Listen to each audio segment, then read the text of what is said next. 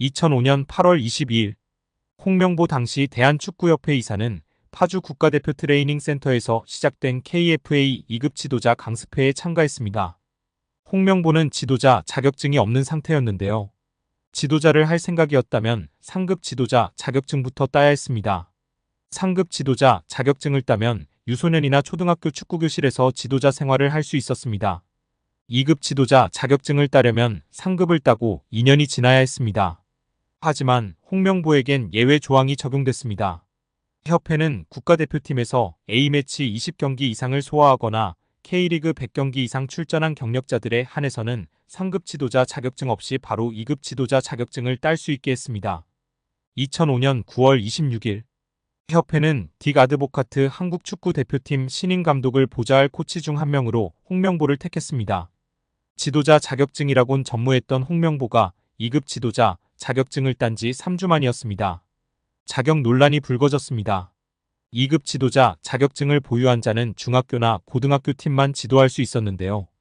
당시 KFA 규정에 따르면 대한축구협회 1급 지도자 자격증이나 아시아축구연맹 A급 지도자 자격증을 취득한 자만 대표팀 지도자로 일할 수 있었습니다. 협회는 당시 지휘권을 갖지 않는 보조 지도자 역할이기 때문에 홍명보 코치의 1급 자격증 취득 여부는 크게 문제될 것이 없다는 입장이었습니다. 지도자 경력이라곤 지도자 수업 3주뿐이었던 홍명보는 국가대표팀 코칭 스태프에 합류한 역사적인 사건이었습니다. 홍명보는 국가대표팀 코치를 맡은 지 1년이 채 지나지 않아 2006 독일 월드컵을 치렀습니다.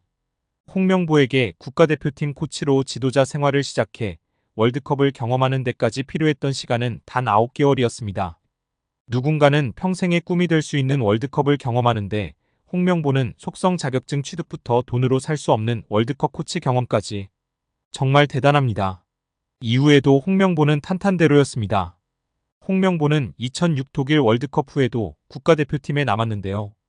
홍명보는 국가대표팀 코치로 2007 아시아축구연맹 아시안컵, 2008 베이징 올림픽을 차례로 경험했습니다. 2006 독일 월드컵 16강 진출 실패, 2007 아시안컵 3위 및 음주 파문, 2008 베이징 올림픽 조별리그 탈락 등 대표팀은 실패를 거듭했지만 홍명보가 책임질 건 없었습니다. 정몽규 취임 후 보조금은 11년간 3배 늘었습니다. 정부 보조금은 연간 최소 110억 원 수준이며 스포츠 토토 등 복표 수익 연간 200억 원이 지원되고 있습니다.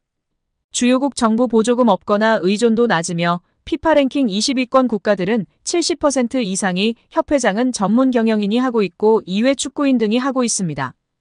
우리나라처럼 재벌 총수가 회장인 곳은 단 한 곳도 없습니다. 대한축구협회에 연간 약 300억 원의 국가재정이 투입되면서 수익에서 정부 의존도가 약 30%에 달하는 것으로 나타나며 충격에 빠졌습니다.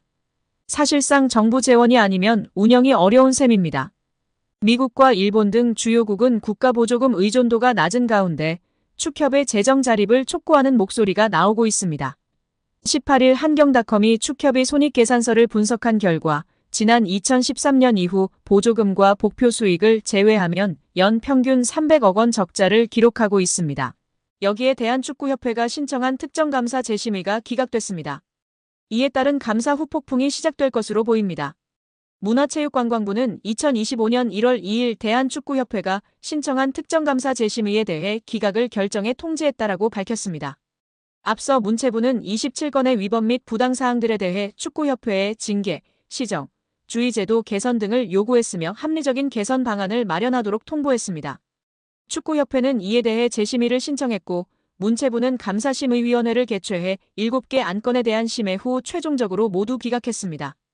재심의가 받아들여지지 않으며 축구협회는 한 개월 내 징계에 대한 징계 의결 뒤 결과를 통보해야 하며 제도 개선이나 시정 조치에 대해서는 2개월 내에 문체부에 알려야 하는 상황입니다.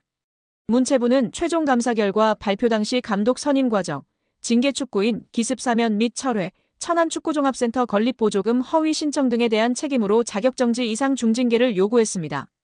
더불어 문체부는 김정배 부회장, 이임생 기술총괄이사 등에게는 홍명보 현 국가대표팀 감독 선임 과정에 책임을 물어 자격정지 이상의 중징계를 요구했습니다.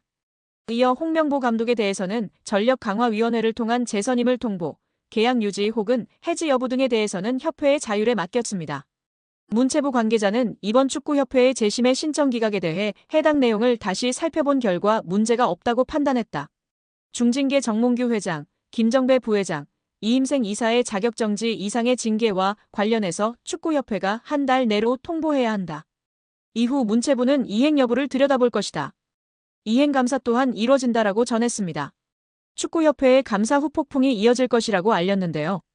문체부 관계자는 축구협회의 대한민국 천안축구종합센터 건립 관련 차입금, 실행과 보조금 집행과 관련해 국고보조금 부정수급이 있었다. 보조금 환수 절차를 밟을 예정이다. 보조금 56억 원 전체가 환수 대상인지 여부 또한 따져 물을 예정이라고 말했습니다. 이어 보조금 환수 절차와 함께 이에 따른 제재 과징금이 내려질 것이다. 과징금은 환수금의 5배이다라며 국가사업에도 배제될 가능성이 있다. 한 해 축구협회에 370억 원의 지원금이 나간다. 횟수가 늘어난다면 축구협회 예산에도 영향이 클 것이라고 덧붙였습니다. 또한 국회 국정감사에서 제기된 HDC 현대산업개발 직원의 부적정한 축구협회 파견 의혹 등에 대한 감사는 여전히 진행 중입니다. 문체부는 해당 감사 또한 곧 공개할 예정이라고 밝혔습니다. 이로 인해 축구계에서는 걱정이 이만저만이 아닌데요. 최악의 상황을 걱정하고 있습니다. 최악의 상황이라 함은 보조금 환수 절차와 함께 이에 따른 제재 과징금이 내려질 것이기 때문입니다. 과징금은 환수금의 5배이기 때문입니다. 이에 더해 축구협회에 지급되던 370억 원의 연간 지원금도 배제될 가능성이 높아지고 있습니다. 이 같은 조치는 재정적으로 궁핍한 축구협회 입장에서는 자칫 파산, 부도의 위기로 내몰릴 수 있다고 판단됩니다. 천안축구센터의 공사는 당연히 큰 차질이 예상되고 직원들의 급여 지급도 원만하지 않을까 걱정이 됩니다. 홍명보 울산 HD 감독이 10년 만에 대한민국 축구 국가대표팀 사령탑으로 복귀하는 가운데 방송인 안정환이 전했던 홍 감독의 회고가 누리꾼들 사이에서 재조명되고 있습니다. 대한축구협회는 지난 8일 서울 종로구 축구회관에서 브리핑을 열고 홍명보 감독을 새 대표팀 사령탑으로 내정했다며 계약 기간은 2027년 1월 사우디아라비아에서 개최되는 아시안컵까지라고 밝혔습니다. 이로써 홍명보 감독은 2014년 6월 브라질 월드컵 실패 책임을 지기 위해 대표팀 사령탑에서 물러난 지 10년 만에 다시 대표팀 감독이 됐습니다. 축구 팬들은 한창 시즌 중인 K리그 팀의 감독을 대표팀 사령탑에 앉히는 선택을 한 축구협회에 비판 목소리를 냈습니다. 팬들은 대표팀 감독직을 수락한 홍명보 감독에게도 실망감을 드러내며 온라인 커뮤니티, SNS 등에 다시 보는 안정환이 말하는 홍명보 감독이란 제목의 게시물을 공유했습니다. 게시물에는 축구선수 출신 안정환이 2018년 10월 KBS 예능 대화의 희열 5회에 출연한 모습이 담겼습니다. 그는 당시 방송에서 홍명보 감독이 털어놓은 브라질 월드컵 회고 내용을 공개했습니다. 브라질 월드컵에서 홍명보 감독이 이끈 대표팀은 1무 2패 졸전 끝에 조별리그 탈락했습니다. 안정환은 원래 홍명보 형과 브라질 월드컵 이후 감독과 코치로 지도자 생활을 함께하자고 약속했었다며 저는 준비가 됐는데 명보 형이 경질되면서 계획이 무산됐다고 밝혔습니다. 안정환은 경기의 결과는 감독이 책임질 몫이기 때문에 어쩔 수 없는 것이라며 명보 형이 감독에서 물러난 뒤 함께 술을 마셨는데 조금 서글펐던 한마디를 하더라고 했습니다. 이어 그는 명보 형이 대한민국이 날 버렸어라고 말했다며 한국 축구의 리더였던 홍명보 감독이 무너지는 듯한 모습에 안타까웠다고 토로했습니다.